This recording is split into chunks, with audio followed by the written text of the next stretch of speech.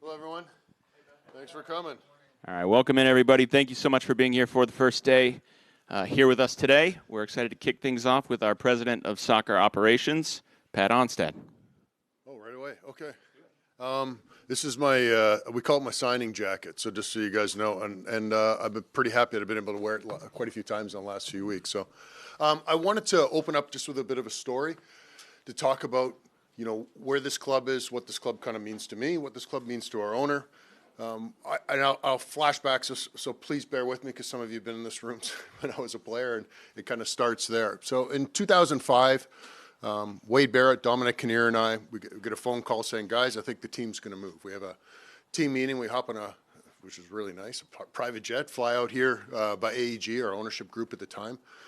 Spend the night. We knew right away something different was going to happen. We actually stayed at a Four Seasons, and at that stage, I think we were staying at Motel 6s in the MLS, so it was a nice upgrade. But we came out to City Hall here, and some of you I've seen here were at that meeting where there was somewhere between 2,500 to 5,000 people greeting the team. It was unbelievable. AEG was super excited enough that they went and got a stadium built downtown, which is now our home, Shell Energy Stadium. And it was a really exciting time. And the city, that team, obviously a very successful team that came through in the 5 years that I played here, was something I've still remember to this day, and certainly one reason that attracts me to come back to this city. Fast forward 17 years, I get an opportunity to interview for this job. And I'm interviewing Ted Siegel, who I'm sure is going, is this guy, this ex-player, have any idea how to run a soccer operations department? Is he the right guy for this team? Is it the right fit? At the same token, little did Ted know, I'm actually kind of trying to figure out what's his motivation. How does he feel about the team? Is this something, he wants to do? Is this something, he's just trying to see what he wants, what's going forward in his mind. So we're kind of feeling each other out as we go through. Very fortunately, he hires me and gives me an opportunity to run this club. Right out of the gate, he showed, his ambition and where the team wants to go. Within the first 6 weeks, we go sign a DP in Sebastian Ferrer. A few weeks later, I think I've told this story a few times, we had a set budget. Asher Mendelson, our technical director, the two of us went in, said, here's our set budget. And within about 10 days, we said, hey, we got a chance to sign Hector Herrera. Are you willing to spend more money to bring this player into this market? Ted goes, let me sleep on it. Next morning, he calls me before I woke up and says, let's go. So here's a guy that's putting his money behind the team.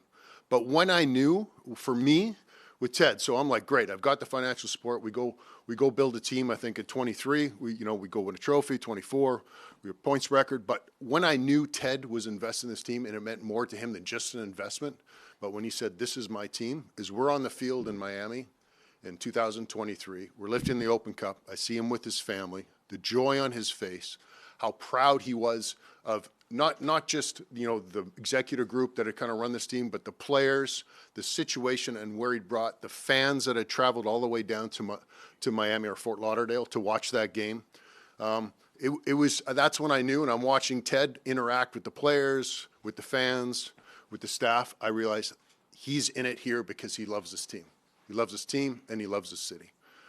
And what you don't know, the side note to that, is you're like, well, what's his connection with the players? Well, I had to coax him, Asher and I both coaxing him and Lyle Hayes, a minority owner, to come into the locker room, have a few beers, and he comes in the locker room, players, come on, Ted, get him in front, douse him in beer, and they're tossing him up and down in the locker room. So I don't think you see that too often with owners and pro sports teams, but he is committed to this team and he's committed to this city, and I'm very fortunate that that's who my owner is. So I kind of want to start with that, because I think the next step too is when I came here, Asher and I both sat down with Ted and we said, listen, we want to build a sustainable winner. We don't want to just do this for 23 and 24. We want to continue to do this. Last year I think obviously the results didn't happen on the field, but it was a situation and a series of 10 years of spending every last dime you possibly could in the salary cap just to try to put a winner on the field. And at some point, you got to pay the piper. So we had to go and we had to make some tough decisions. We made a tough sale with Mikel just before the season. We didn't do a good job. I think Asher and I will own that one. We didn't do a good job of replacing him. But what we did do is we developed a lot of young players. We gave Brooklyn Raines an opportunity. We gave Jack McGlynn an opportunity. We got Lawrence Anali back on the field. We gave a Felipe Andrade an opportunity to play. And I think we've got a really good core. But what I'm really excited about this season, so That part of it, we move on to this year, and what it did is it opens up a ton of cap space. We enter this season with the third most cap space in any team in the league. And I look at our offseason so far, and you'll get to meet these guys. And I'll just make you a Guilherme, who's a winger from Santos, Lucas Halter, a center back who was on loan from Botafogo at Vitoria, has had a successful career, a younger player. We got Augustine Bozat from Velez, who just came off of 24, winning 3 titles. And then we bring back Hector Herrera as well. All 4 of them captains, all 4 of them leaders, all 4 of them champions. That's what this team wants to be this year. We want to go and we're going to push. The expectation for us now is to be successful. Now, what does that mean? We'll wait and see where this group goes and how they gel together. But we are very excited about the core group we have. And I think when you look at the offseason, a lot of thanks goes to Asher Mendelson, the hard work he did in the offseason to get these guys across the line. To get to this point, we're doing really well. We still have a couple more moves to have. We still have another DP slot that's open. We still have a TAM defender that we can go get. I think if we can go and try to get those ones across the line, I really like our group. And I think we've given Ben a team that he's really excited to coach. And moving forward, we still have a nice blend of youth. But I'm really excited about this team this year, as you can kind of tell by hearing my voice. This is going to be an exciting season for us. Thanks. All right, great. With that, we'll open up for questions. Right here. Good morning, Pat. Good morning. First day of preseason. You mentioned about it a little bit. You go from, you want to bring back champions, I believe 2 years ago, mindset. Yep. Last year, let's go younger. Now you have a mix. Just overall, as your time here, like, what have you learned and how do you apply that to this year? Yeah, part of the younger one was, as we talked about the cap space, we didn't have much cap space last year, so younger players tend to be a little cheaper, and you have to take a little bit of a risk. Like Pablo Ortiz is a good example. You get him on a free loan, and you have to try to see, or a very low-price loan to try to see how he does. But I think what we learned is that we needed to, at some point, we needed to open up some cap space and try to give ourselves an opportunity to build a really good team. And we've been able to do that last year. And what we've done now in this off season is, and it's hard. Like you can ask any CSO and any technical director around the league, it's hard to get deals done. And so far we've got four big ones done, and we're going to keep pressing to get more. But it gave us that opportunity to get those done. And the year previous, even if all 4 of these players were available, we could not have got any of them done with the cap space that we had. And then to follow up, Yep. sorry, just to knock it out, I mean, getting Hector back, what does that mean to you and the team? Yeah, I'm excited because I know Hector. He'll probably tell you he didn't leave the way he wanted to leave. There were a lot of decisions, and we've talked about this before. You know, he was on a very different number than he is now, so that's one. But it was a great opportunity for him as well. Chance for him to go back to the Mexican market, play with a great team, won 2 titles down in Toluca. It's pretty successful. And, you know, let's not kid ourselves, get paid a lot of money down in Toluca and then what was on the table here for him. So, but we're excited to come back. He's in a different phase of his life and his career.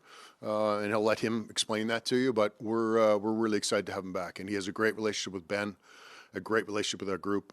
And to address the incident when he left, I said it at the time and I'll say it over and over again. That's not his character. There are a lot of things that kind of led up to that for him off the field, not on the field. Certainly wasn't a reaction towards the referee. And it's something I think he wants to make right. And I think you'll see that from his behavior and his actions this year. Oh, there we go. Hey. Hey, Matt. There have been a lot of reports of Bogus coming from Cruz Azul, and is he really, really close? Can you tell us how close is that? Yeah, I mean, he's a player under contract with another team. I don't really want to comment on that. Like I said before earlier, we have another DP spot open, and he's a player that's had success in our league. But we'll see what happens over the next few weeks. Hey, Nate, how are you? Good. Yeah, you too. How much better do the new acquisitions make you as you look? Significantly. We'll see what happens with Hector, whether he's a starter or not. He's certainly got the capability of being a starter. But the other 3, I'm not the coach. It's Ben's choice.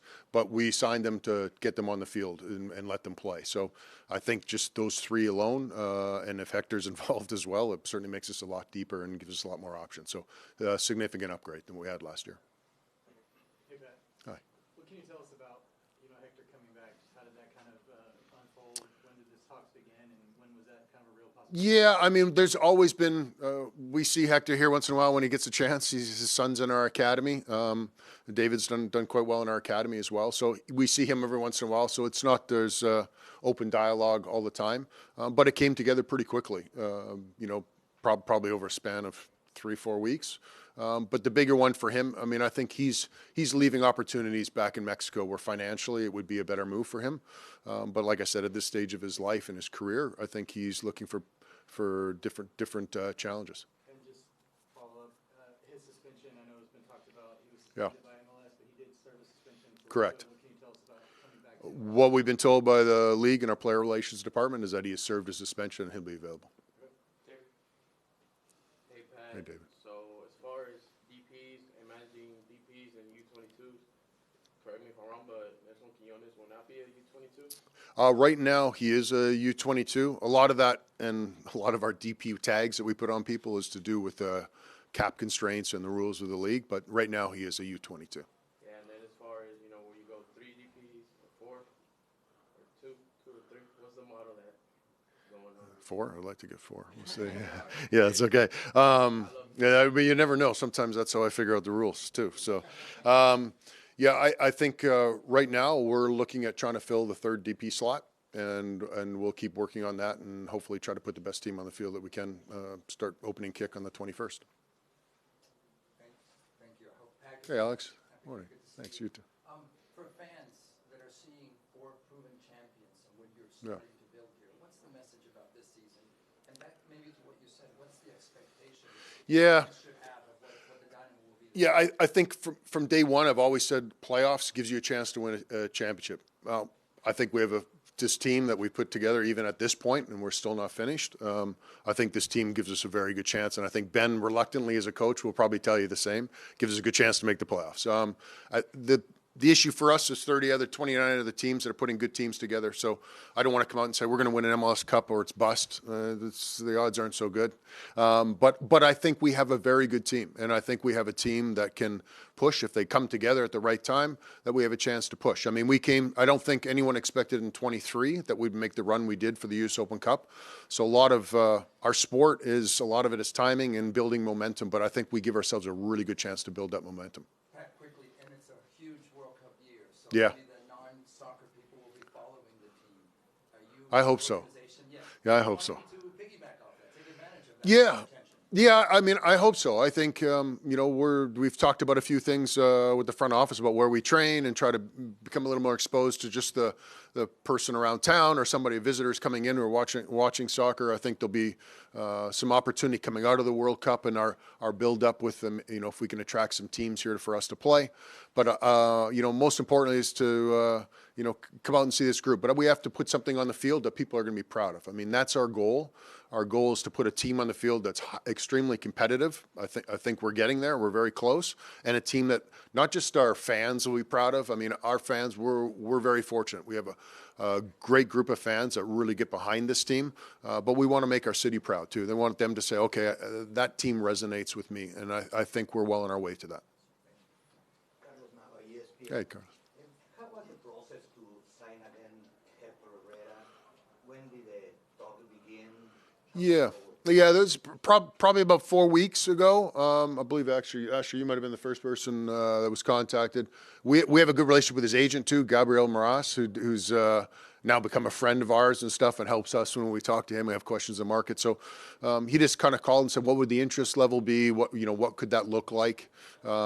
Doing his job. And we'd also seen Hector a few times, and we thought there might be some inklings that he'd be interested in coming back. So it came together pretty quickly, if I'm being honest. And he's been amazing so far. So very, very quick and early. So we'll see how he continues.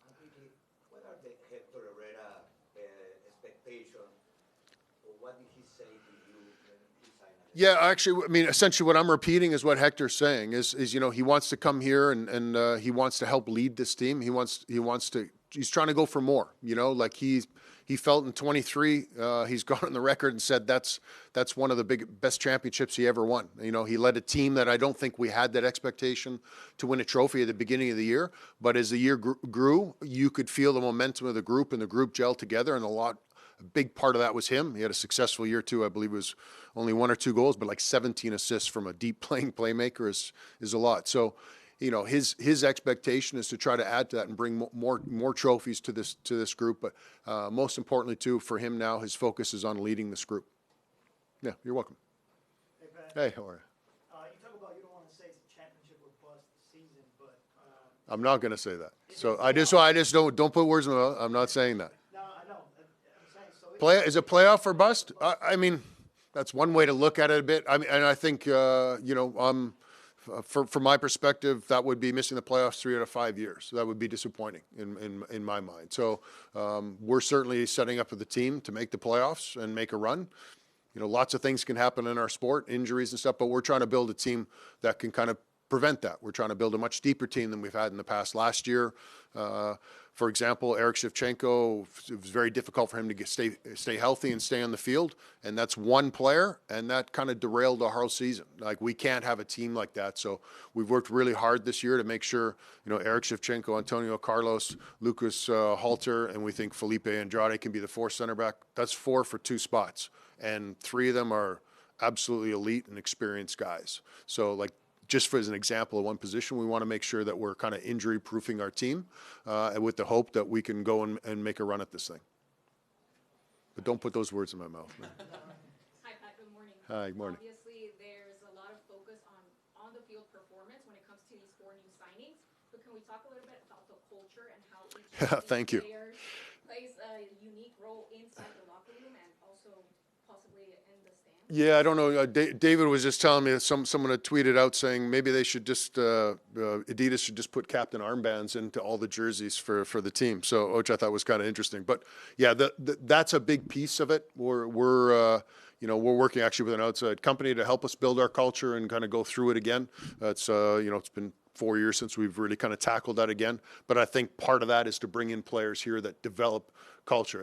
And like, culture and winning isn't just about going out and playing a game for 90 minutes and then being successful. It's about what you do on the training field every day. It's how you prepare. Do you come in the morning? Do you do your prehab? Do you go into your activation? Are you eating properly? Are you taking care of yourself off the field? That's leadership. And then when guys aren't, to be able to go up into that player and say, hey, let's go. And I think last year, because we got young, these guys are still learning how to be pros. And we didn't have enough guys in the locker room to be able to help them out. We still have some leaders in there, Antonio Carlos, Eric Shevchenko, Artur, but we didn't have enough. And I think now with these guys, that will really help our locker room. It'll help Ben be able to manage. And we're excited to have that sort of pedigree in our locker room now. If I may, you just spoke about the dynamic within the club, Hector and Jack. Yeah. I mean, that seems like a perfect marriage. Sure. Yeah, it does. It sounds pretty good. That's why we signed him. No, I think there's, I think for Jack, it's important for him. This is a really big year for Jack McGlynn. You know, where he's coming off, unfortunately, a 5th metatarsal fracture, but he's pretty much been out with the group, so he'll be fine once the season starts.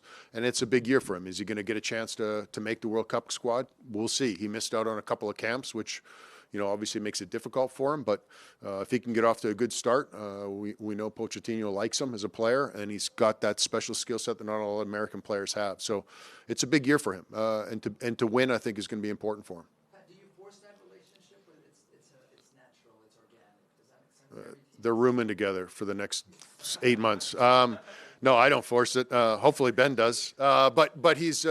They are a little bit different in the way they play, but having those guys, and I would say, like, Bozat's a player that I think you guys will quickly kind of go, okay, I get it. Yeah, he's a guy that plays in really tight areas and moves the ball really quickly. Doesn't have the range that Jack has, but I think he'll be a really good example for Jack, like, get the ball moving, get it quick, and then move into these other spaces. So there's going to be a lot of these guys that maybe don't necessarily have to sit down and talk to Jack, but Jack, from example, will take a look and go, all right, okay, I can improve my game by trying to doing some of these things that these guys have.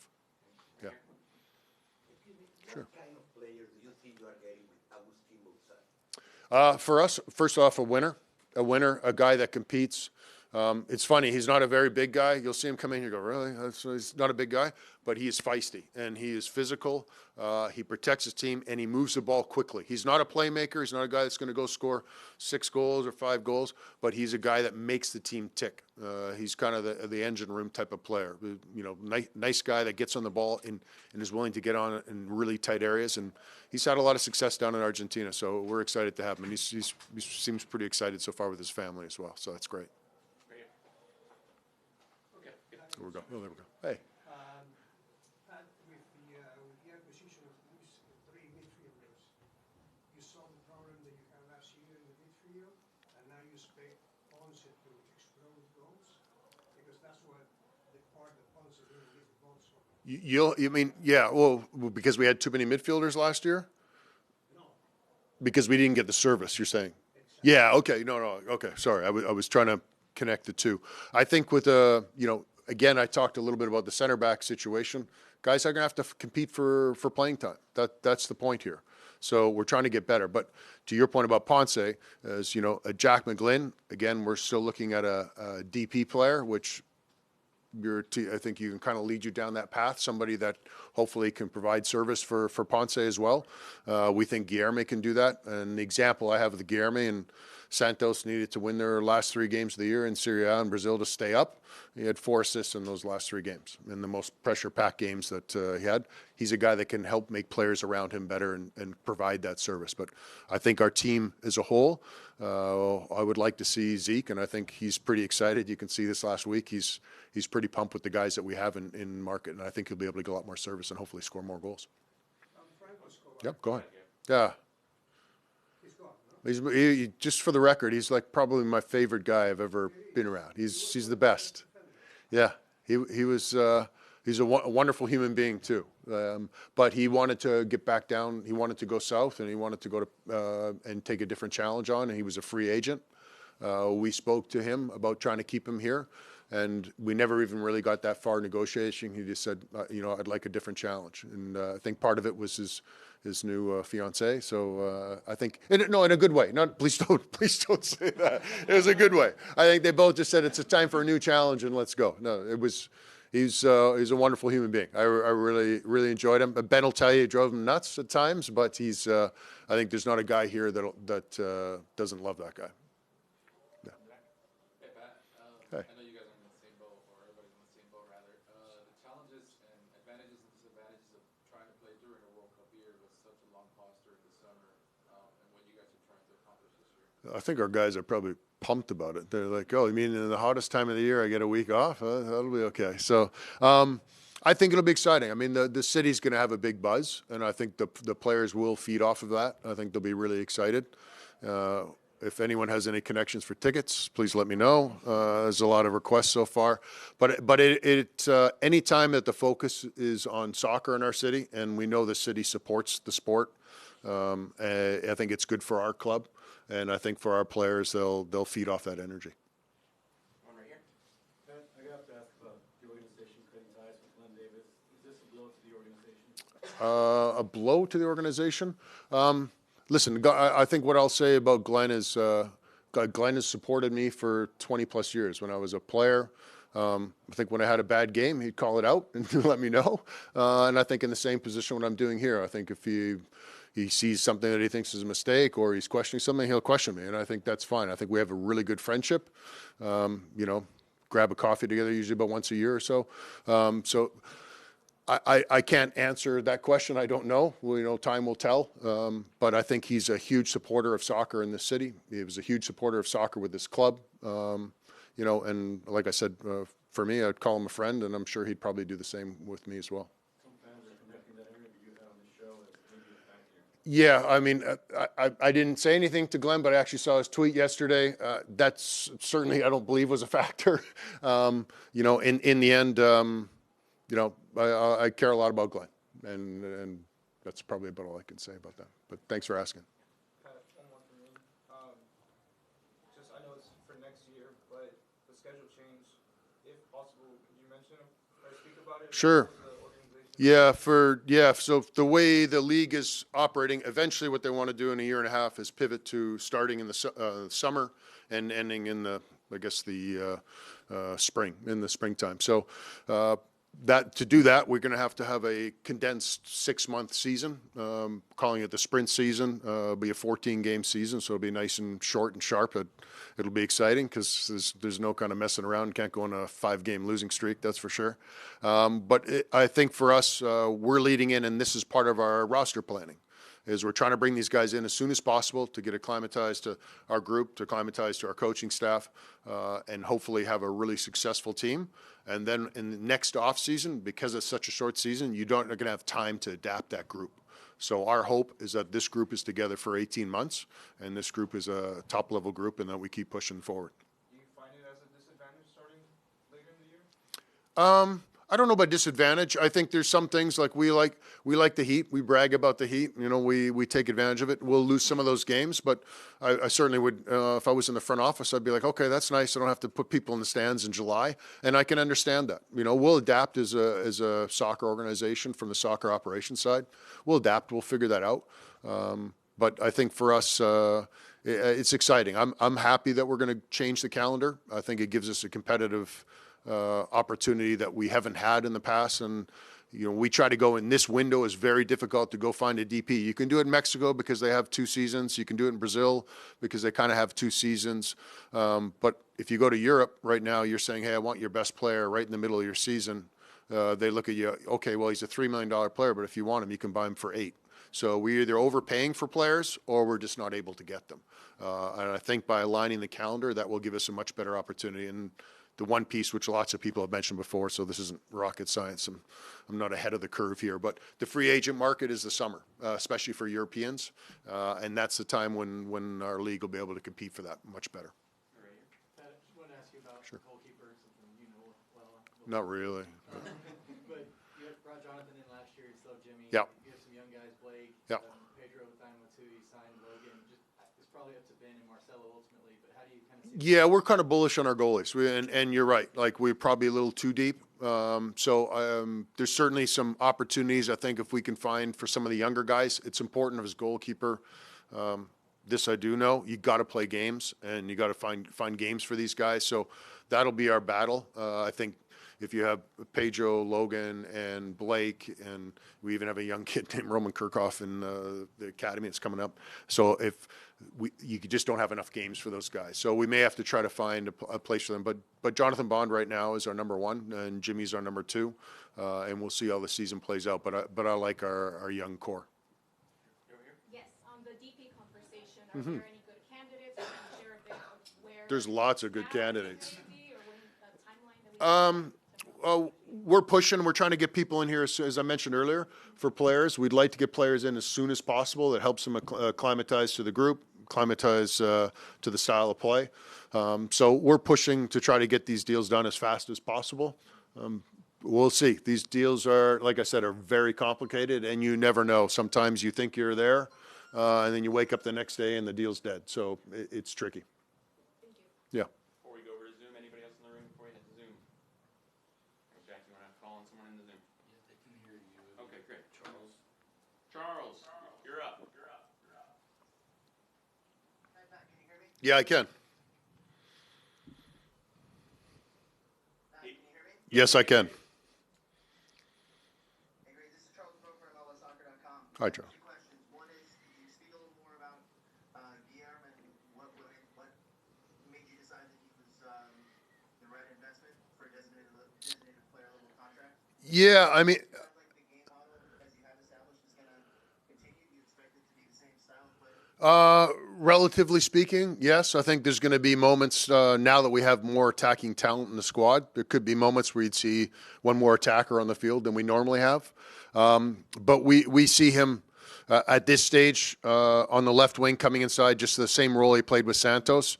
He's had there's a narrative out there saying that he's not a goal scorer, but I find it hard to believe over the last 2 years he's averaged 23 points, goals, and assists over the last 2 years. So I'm not sure where that's coming from. I think he's very, very good at creating goal scoring opportunities and scoring himself. So I think he'll be very successful in our league. We got Sam. Try this again. Okay, Sam, go ahead. Sam? Guess not. Yes, I can. Happy New Year to you, Sam.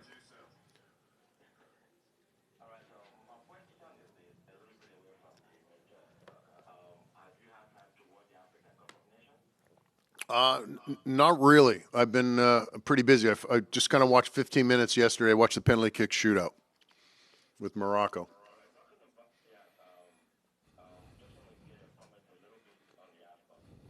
Yeah, I'd be Sam. It'd be almost unfair for me to comment on it. Like I said, I've watched probably 8 minutes yesterday in the penalty kick shootout. That's it. Unfortunately, been trying to work on these deals.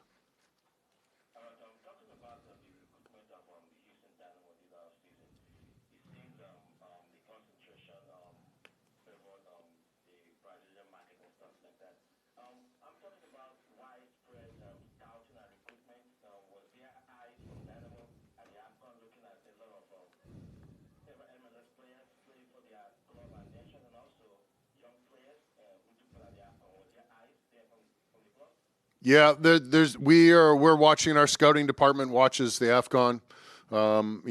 We don't get a specific report coming right out of the AFCON, but certainly if there are players that we think will help our team, we're not afraid to go after them. All right, we got one more on the Zoom.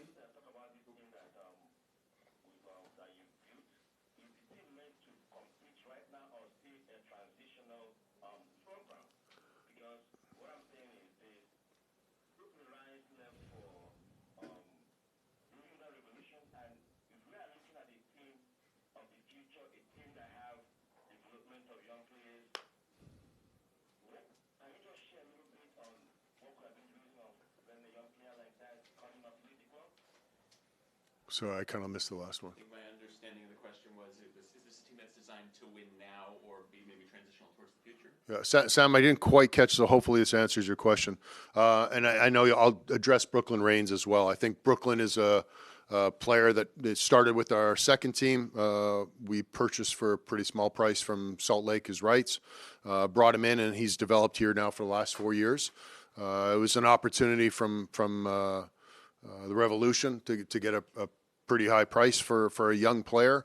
The coach of the U20 team is there that coached him successfully with the U20s and the national team. He's now there, and Brooklyn had a year left in his deal. So you have to make a decision whether you can re-sign him or you try to get the most out of that. So Brooklyn and his agent indicated that's something they wanted to pursue, so we pursued it. And, we're happy for him. I think Brooklyn is a great kid, and he's still a very young player, and will probably get better as he moves along in his career. But we're happy for him, and we loved having him in here. But at the same token, when you talk about, is this a team to win now? Yes, that's the reason why we're changing from a young player like a Brooklyn Reigns, and not to say that we couldn't have him develop and be successful for us, but that's why we're bringing in a Bozat. That's why we're bringing in a Guilherme. That's why we're bringing in a Halter. That's why we're bringing in a Hector Herrera. We want to have a competitive team this year. We want to be a sustainable winner, and that's our goal for the season. Yep. Thanks, Sam. One more on the Zoom. Go ahead, Joey.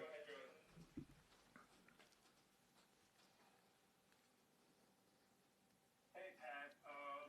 With the addition of Guilherme in, how does that whole puzzle fit together with Jack on the right wing? And I know you guys are going to have Anali really involved. Do Guilherme and Anali coexist? Does Jack maybe move back into the midfield? Do you think he's playing for the 10? How does that whole puzzle fit? That's a great question for Ben Olsen. That's a great question. But that's when we play fantasy football and move the magnets around the board. I have opinions, but I'm not the coach, and I'm not going to get in the way of our coach making those decisions. But it's a good problem to have. Let's put it that way. Thanks so much, Pat. Yep, you're welcome. One more. Jesus, go ahead. Hey, Ben. I'm sorry. Hey, Pat. It better not be a Ben question.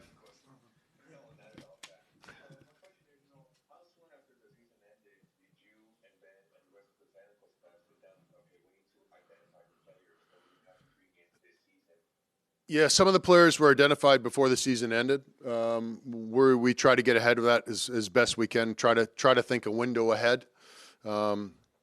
we also brought in a new director of identification to help us with that process. But I would say between Asher, Ben, and I, we were probably started talking about the roster for the following season sometime late August, maybe early September. But at that stage, that's when Asher and I start piling up the air miles and start going watching these guys live. So, but yeah, we try to do that as soon as possible to try to get on top of it. You were saying earlier how, it's not per se playoffs or buzz, but in your mind as a GM, how much pressure do you feel that you do have to make the playoffs? Like you said, 3 playoffs in 5 years, maybe 10 seasons, and then like there's more changes that need to be made in the front of the staff. Yeah, I put the pressure not just it's on everybody here, and that's not just myself, Ben Olsen, or Asher Mendelson. That's pressure on the entire organization and our soccer operations department. It's important for us. We have goals, and we have aspirations to be a playoff team each and every year. So last year, from a playoff perspective, we were disappointed, but we also set ourselves up to give us a chance here to build the team that we're starting to put together that we're really excited about. So, and hopefully, we'll sustain this group for a while. Like I said, certainly this is planned for the next 18 months. But moving forward, we'd like to not get in that position again where we're struggling against the cap. Final question. This year you guys have won this tournament, Leagues Cup, that you guys are not playing in. How will that hinder you guys or help you guys?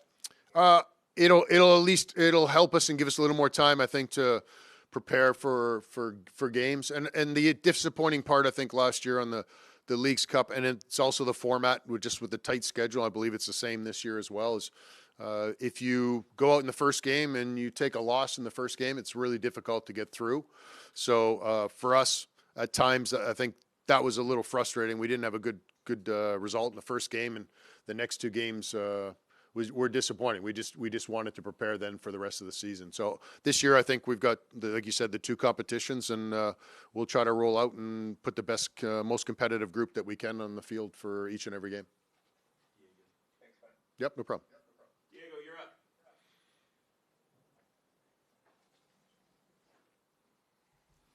Hey, Pat. Just talking a little more on a reflective level.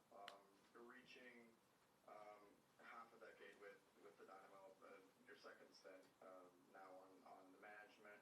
Can you talk to me a little bit about how you like to, mix in analytics, scouting, and maybe even your experience as a former Dynamo when it comes to things like, building that culture, getting players, and kind of like, not spill the whole secret, but like walk me through a little, what goes through your head? Yeah, I think first and foremost, and I think every team would say this. They'll just sit down and whether it's the coach and GM and director of identification, the technical director, and they all kind of come to a consensus about what the profile is. So, for example, if we say we need a vertical 10, that's the type of position we need, and then we will go and let our data group take a look at it and come up with a lot of names, and we'll figure out the price point where we're at, and then after that we rely on our scouts to take a look at them to see if they fit those profiles, and we kind of move from there. But it's pretty general of what most teams do. We have a few secrets that we like to keep to ourselves, but for the most part, that's how we go find a player. All right, we got. And, you being a former player, does that have any impact with, how you view? Well, you'd have to ask or you guys could be the judge of that, I guess, with our roster. I certainly think as an ex-player, one of the things, and we talk about the four guys that we signed, is I believe leadership and a championship pedigree means a lot, and I think we showed that in the off season from 22 to 23. We made a lot of those signings, and last year, as I'd mentioned, we didn't have a lot of flexibility to go make any signings, let alone go and change the roster like we are this year. So our focus definitely this year was to make sure that we have those, and I think being an ex-player, the story the anecdote I'll add is in 2003 I joined San Jose Earthquakes. I'd won a few things in college and one I think in the Canadian Soccer League, but I met Jeff Agus, who to me is one of the best leaders in our game in MLS history. Well, I think he won 5 championships, but he taught me a lot in how to lead and how to be a winner each day, to compete in every little 5-a-side game. I don't know if he ever lost a 5-a-side game, but I think those things and those tangibles certainly are something that we go in when we talk to players, when we watch players. It's certainly things that I look for, and it's something all our staff do as well. And then one question, you mentioned Brooklyn having such a successful time coming up and making an impact on the first team. How important is it for you this season with all the signings to keep that door open for D2 players and the academy to, you know, keep making some progress within the first? Yeah, very. And you know, with the last 2 years, I think we've done a really good job of exposing our academy players to the second team level. We're still not quite there to seeing those guys break through with the first team. But I think for us, we can go, you know, these players are more expensive when they have history of winning, they're captains, they're more expensive. So one of the opportunities the young guys have is, as I've mentioned before, is you get an opportunity. Part of it is because of the cap space and where you are on the cap. But we're looking forward to try to get some of these young guys through. And the one thing is by playing Brooklyn Reigns, you know, the Jack McGlinns, the Inallis, you know, Ben's not afraid to play young players. But they've got to prove it on the field. They've got to prove it in training. And they got to be able to show that they can help us win.